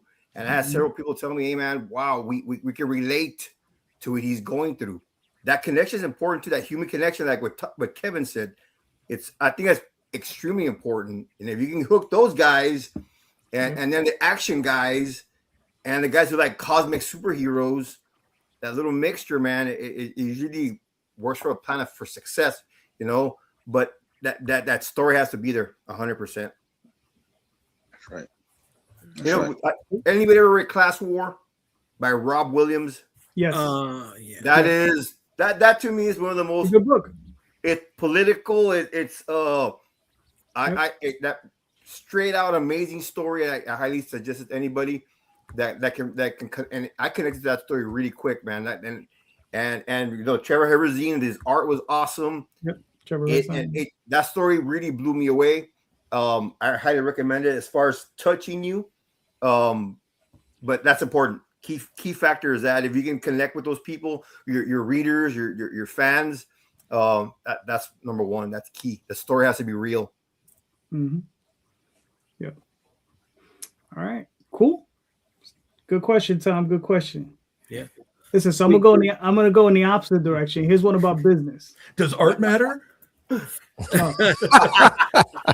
Art doesn't matter. No. Yeah, it does. Ask all the writers if art matters. No. Only the words matter. That's it. And we're only just saying that so that we can hopefully bring down the page rates and everybody. All right. So when is the best time to use POD versus offset? Right? So, and this is for those people who maybe aren't that well versed in this world. Right? So when is the best time to use POD? Tell them what POD is. Print on demand. Right? Offset printing is offset printing, 4-color printing, right? So you send it off to a big printer. Kevin, you're up. What are your thoughts?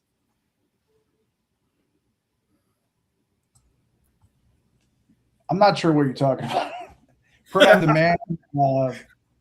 Right. Print on demand. All right. Well, let me ask you a quick question. Who are you using as a printer these days? So I use Mixam, and so print on demand. You're talking about just versus like a big batch or what? Right. Well, you're doing over 1,000 books with them?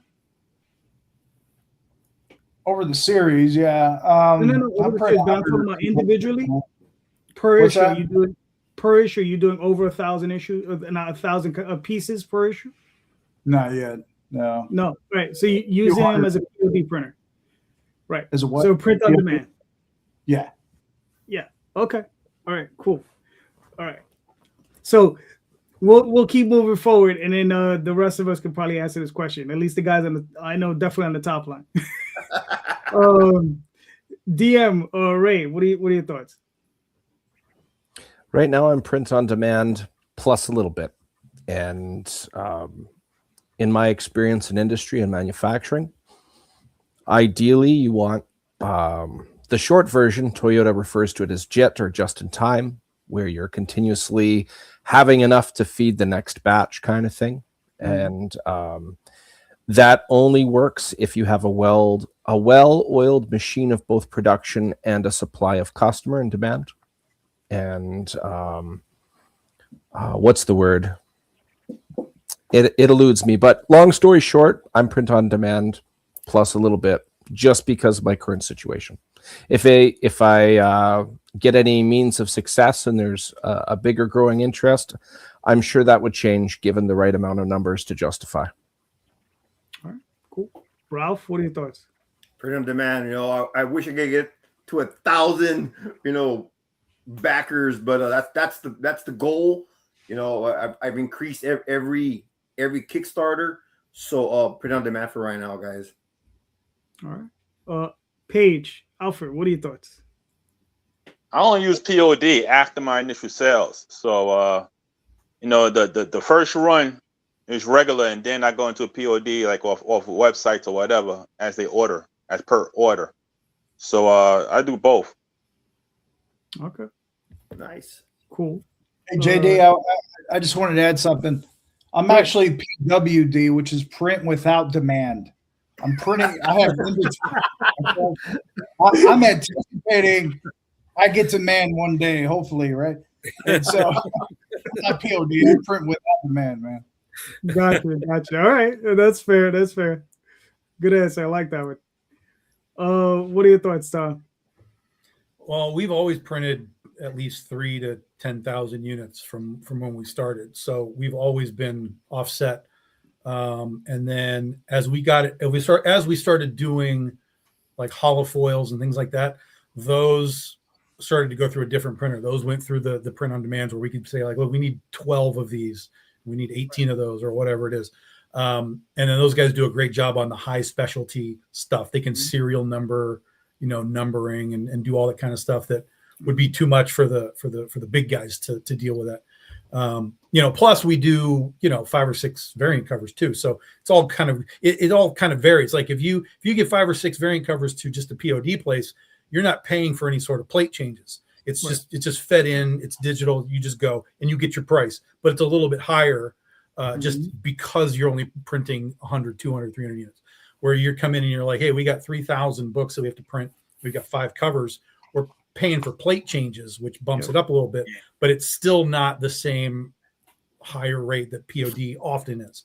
So it all just comes down to how many you think you are going to need to be printing, or not just for your specific, like we need this many for now, but if we know we need 500 now, but we're going to need another 1,000 over the course of the next 4 Kickstarters, print them and have them. Get your unit cost down. You're going to have to store them somewhere. You got to have storage, which again can raise your costs if you can't do it at home. But get your per unit cost down, and then you have them on hand when you're going down the line and doing more. Here's issue 2, issue 3, issue 4, issue 5, because no one's going to buy issue 5 if they can't get 1 through 4. Right. So it's right. You got to kind of have to have that as part of your thought process too. With yeah. All right, cool. Mr. Rosario, what are your thoughts? Yeah, Tom gave the perfect answer. While he said it, that's what I had been formulating. I'm gonna co-sign on what he said. I want to add that it all depends on where you're at, right? And how many movies you think you can move, not just on Kickstarters, but conventions, right? Mm-hmm. Yeah. And it's also the different creative ways you can utilize some of those excess copies. So I use them in our mystery boxes and our collector's boxes also at conventions, right? They're the add-ons. I use them at panels when I do a convention. I'm at a panel, right? We'll lay them down on the seats before we go to speak to somebody. We use sometimes some of those free units. I mean, some of those those offset printed books as freebies for people to sign up to the newsletter at conventions.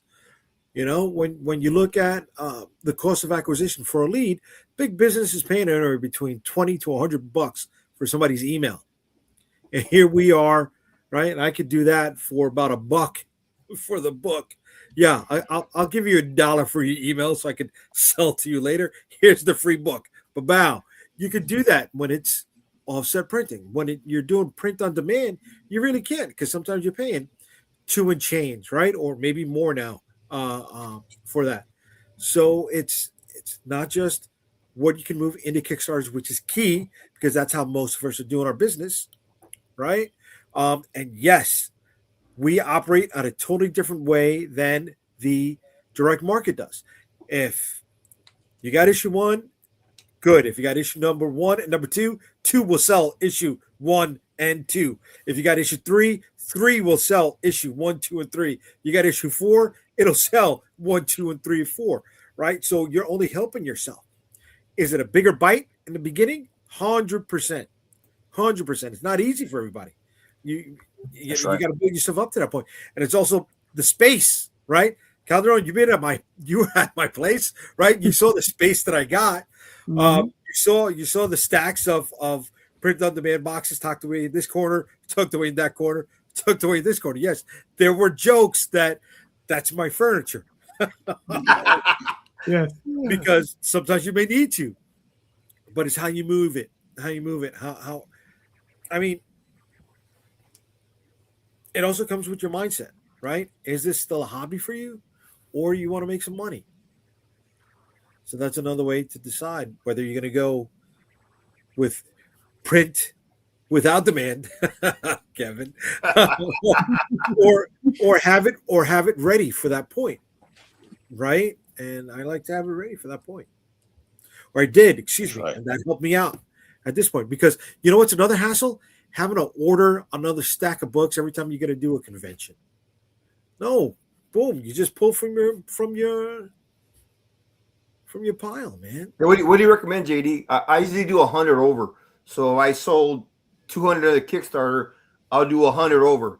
You know, I use Images by Mahar there in New York, so he's really cool about yeah, we use them too. I use them for my POD stuff, right? Because I do multiple covers also. So the A cover, we have the big print one, right? Or the premium covers, like Tom was talking about, right? The holochrome or the full cover, stuff like that. I use Aaron's a good dude when you can get him.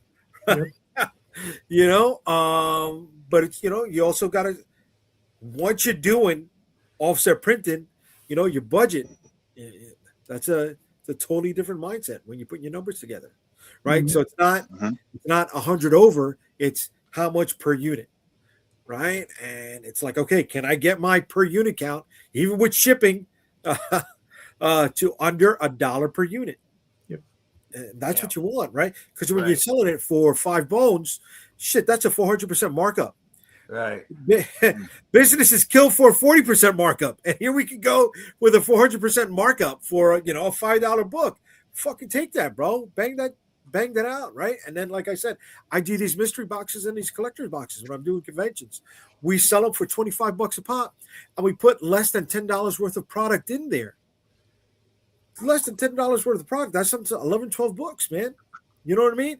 They get a good chunk. And then if they open it up in front of you, shit, you can sell them on all the other books that you got at the table, right? Oh, you're missing number 3 from this set of 5. You're missing number 2 from this set of 8, you know? And then you get that, and you have that there. And you don't have to be like, oh, well, I gotta order it. Can you sign up so you can order it later when it comes out? Forget that. You get that shit ready. It's on hand, baby. That's a great accent. I like that one. Yeah, I'm from New York, bro. That is not a New York accent. Why is it when you want to quote somebody you don't like, suddenly you use a stupid voice like this? I don't get it, you know? I don't know. Yeah, Wow. I didn't even have to say anything. All right. To answer my own question, to go along with Jay, a lot of Jay was saying is correct. I'm not going to dispute that.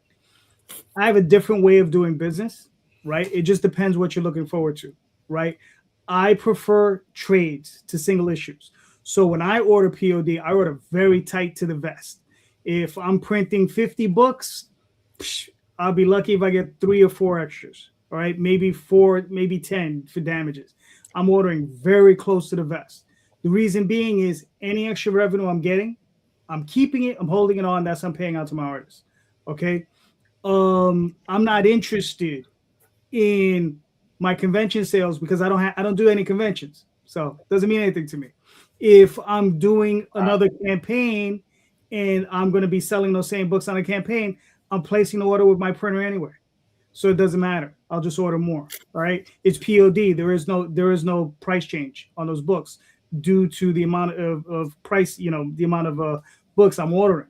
Right, so I keep my costs as low as possible so I can put out more. Also, the other reason is that when I run through that series, right, with Oswald Chronicles is a series of short stories.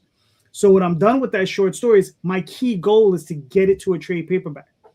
Okay, and that trade paperback, those are the ones, and I haven't done it yet. Those are the ones that I should really be putting, like ordering offset. Right, because those are the ones that I'm going to be selling forever. The individual issues, I want to sell out of those. I want to get rid of them. I want to be done with them.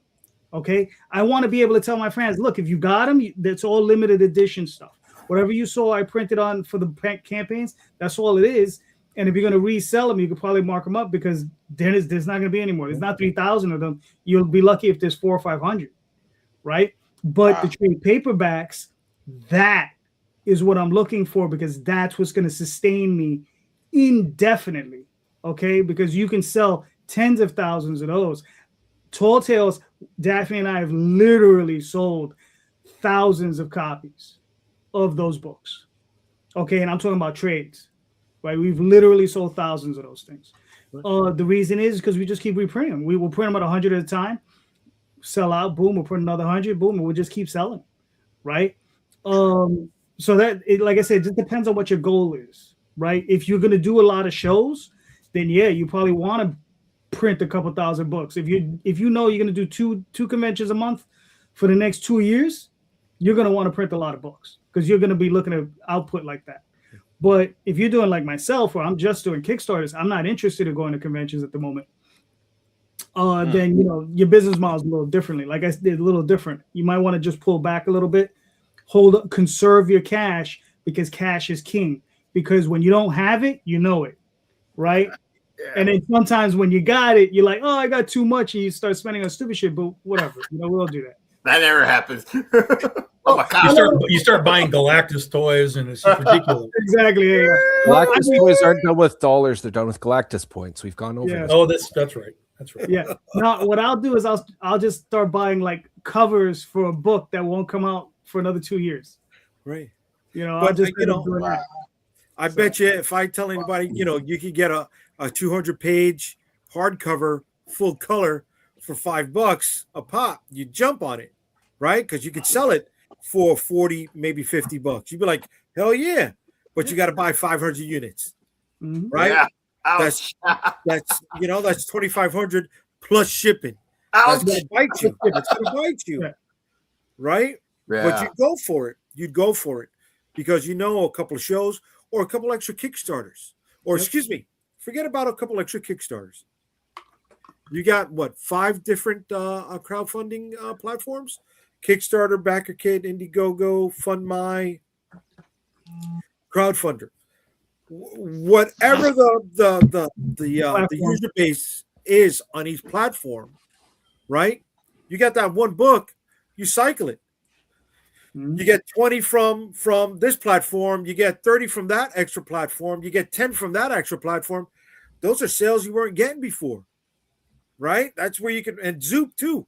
There you go, BMD nerd. Yeah, bro. And Zoop too, if you could get on there, right? You take yourself around the block because there's people who don't want to use other platforms.